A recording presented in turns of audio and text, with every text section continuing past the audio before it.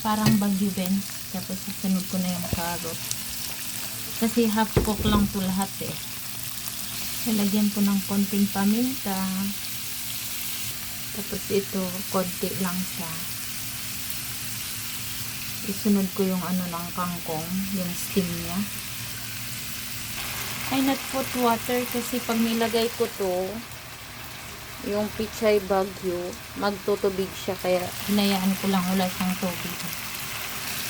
Hindi rin ako naglalagay ng asin kasi maalat na yung ano, yung sticky sauce.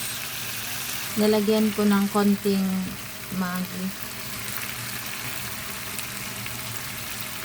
Tapos lagyan ko ng konting chili garlic para maanghang. Lagay ko na yung cabbage and then imimix lang. Na-mix ko na, sunod ko na yung bell pepper or capsicum.